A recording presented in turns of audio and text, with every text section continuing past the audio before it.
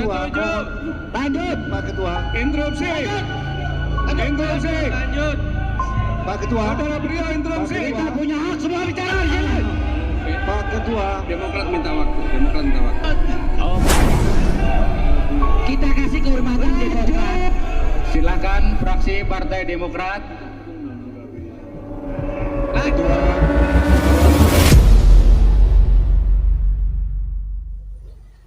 Apa yang kita lihat barusan?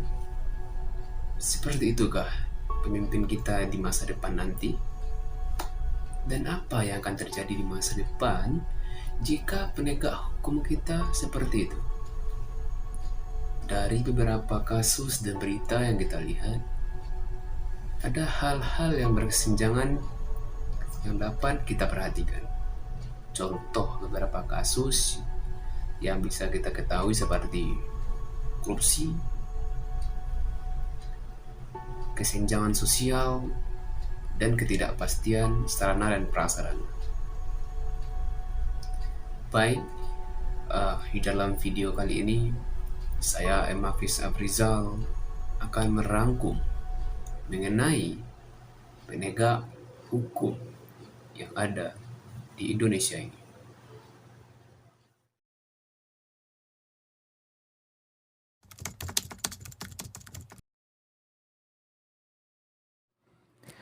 Penegakan hukum di Indonesia menghadapi berbagai tantangan yang dapat mempengaruhi efektivitasnya. Beberapa tantangan tersebut meliputi korupsi dalam sistem peradilan, rendahnya kualitas pendidikan dan penyidikan oleh aparat penegak hukum, serta terbatasnya sarana dan prasarana yang memadai.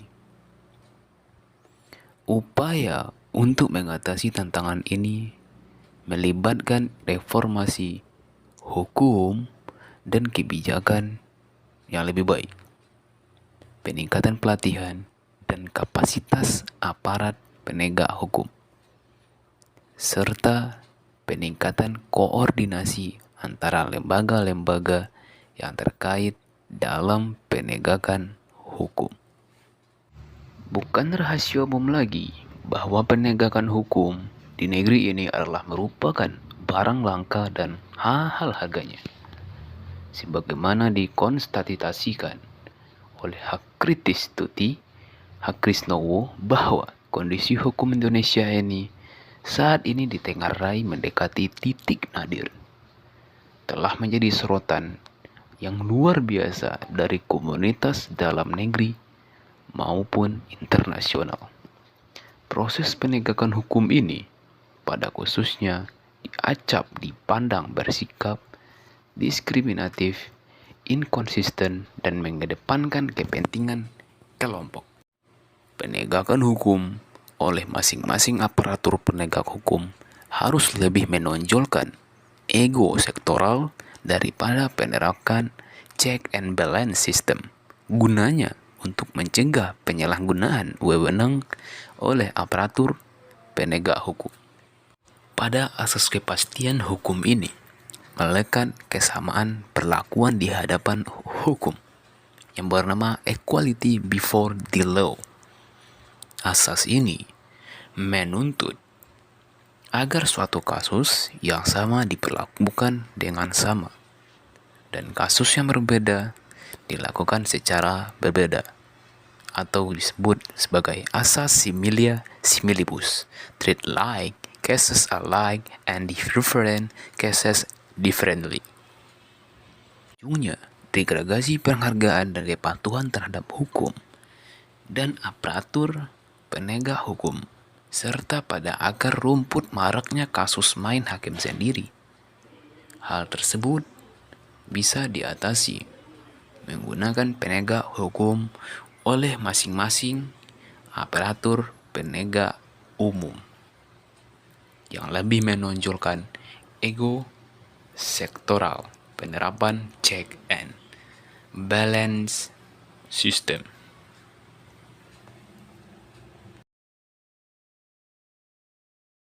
Bagaimana? saya sudah menjelaskan beberapa materi mengenai tantangan pada penegak hukum. Saya sudah merincikan bagaimana penegak hukum itu. Baik, kita akan melanjutkan materi selanjutnya. Simak videonya, standby dengan video ini.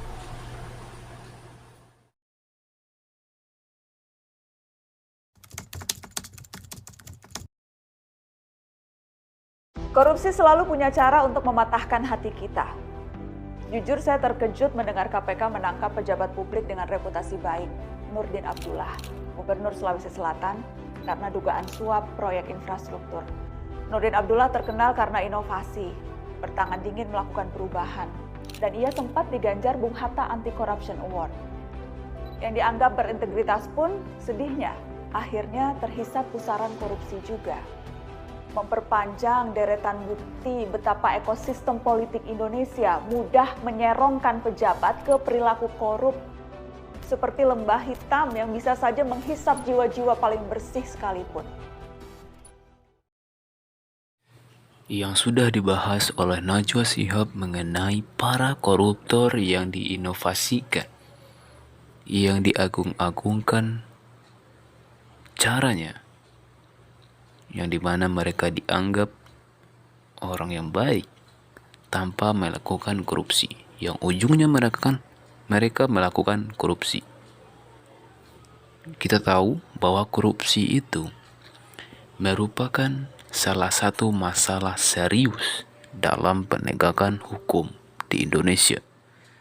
Pemerintah Indonesia telah melakukan berbagai upaya untuk memberantas para koruptor atau korupsi, termasuk pembentukan Komisi Pemberantasan Korupsi atau KPK yang bertugas menyelidiki, menuntut, memberantas tindak pidana korupsi. Namun KPK sendiri ada yang berbegitu, mereka bisa korupsi tanpa sepengetahuan orang. Meskipun KPK telah berhasil dalam beberapa kasus besar, tetapi masih ada tantangan yang harus diatasi, seperti upaya pelemahan terhadap independensi KPK dan keterbatasan sumber daya yang tersedia. Korupsi tidak hanya merugikan segelintir orang di negeri ini. Beberapa kasus korupsi bahkan berdampak buruk bagi hajat hidup orang banyak. Maka daripada itu, peran masyarakat dalam pemberantasan korupsi sangat diperlukan untuk menghindari kerugian yang sangat-sangat besar. Namun sayangnya, masyarakat banyak yang tidak menyadari bahwa kontribusi mereka sangat krusial untuk memberantas korupsi. Padahal sekecil apapun kontribusi tersebut akan sangat berarti bagi upaya pemberantasan korupsi di Indonesia. Mulailah dari diri sendiri. Namun, kesamaan perspektif ini tidak akan muncul begitu. Dengan memahami apa yang bagaimana korupsi serta jenis-jenis korupsi, seseorang bisa dengan mudah menghindarinya. Jangan sampai korupsi terjadi karena ketidaktahuan yang akan merugikan diri sendiri dan orang lain. Seseorang yang memiliki tekad kuat menjadi agen perubahan sudah seharusnya memiliki pola kampanye anti korupsi. KPK memiliki solusi bagi masyarakat ingin terlibat aktif dalam kampanye anti korupsi, yaitu menjadi penyuluh anti korupsi atau ahli pembangunan integritas. Sejatinya masyarakat Indonesia berpotensi menjadi agen perubahan anti korupsi. Hanya perlu memunculkan kesadaran bahwa Indonesia yang lebih baik mewujudkan dengan bantuan kita, dengan peran masyarakat. Bukan tidak mungkin korupsi akan jadi barang langka lalu punah di negeri ini.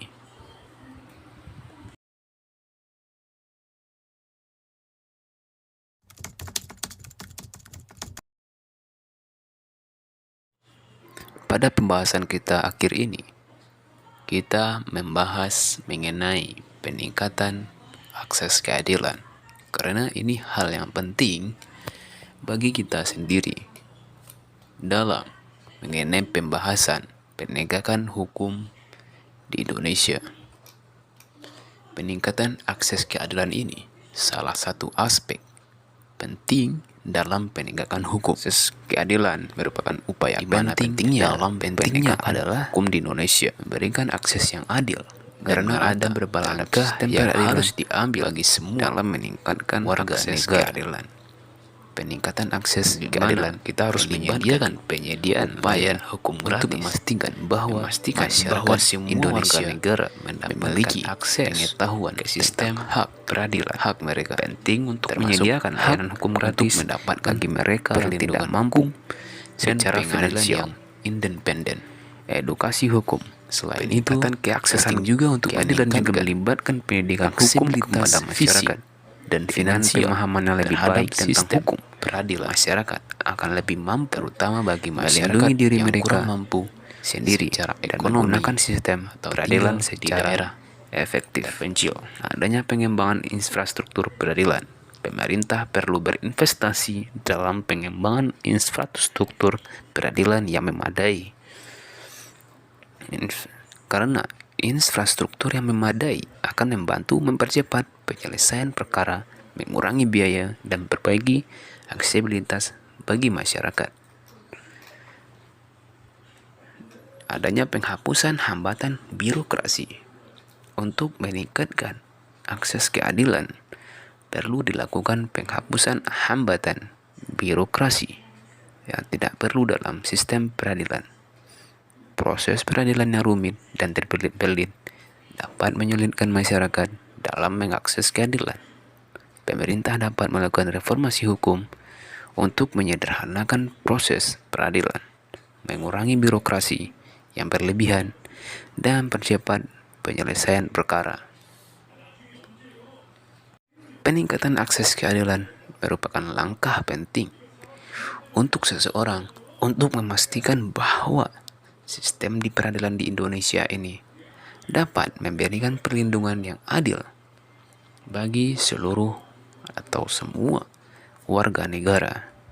Dengan meningkatnya akses keadilan, diharapkan masyarakat dapat mendapatkan perlakuan yang setara di hadapan hukum dan mendapatkan kepastian hukum yang lebih baik.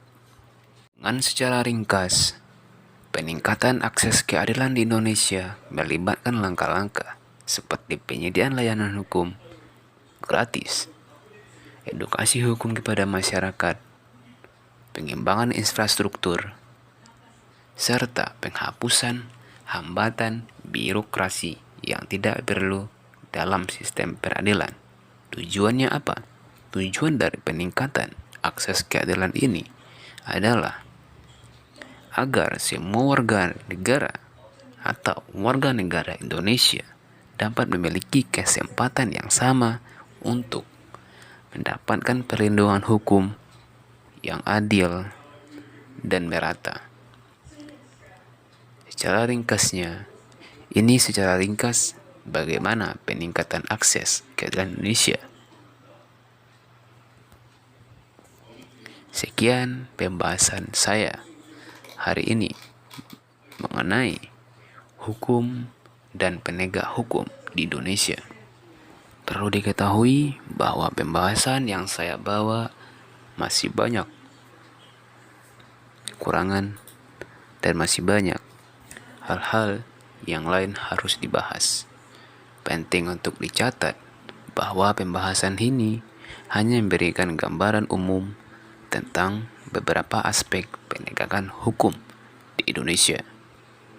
Masih banyak isu lain yang relevan yang perlu ditimbangkan dalam konteks yang lebih luas. Terima kasih. Terima kasih sudah menonton video ini. Sekian pembahasan saya. Video ini murni saya bikin sendiri. Saya kreatornya. Mungkin banyak pembahasan saya yang tidak sesuai dengan topik yang beredar atau topik pembahasan karena saya hanyalah orang biasa. Saya minta maaf, semaaf-maafnya. Saya Mafis Afrizal, seorang mahasiswa Institut Teknologi Batam dengan jurusan Teknik Komputer yang awam dengan ilmu politik dan ilmu kewarganegaraan. Saya minta maaf sebesar-besarnya dan saya akhiri dengan salam sejahtera untuk Indonesia.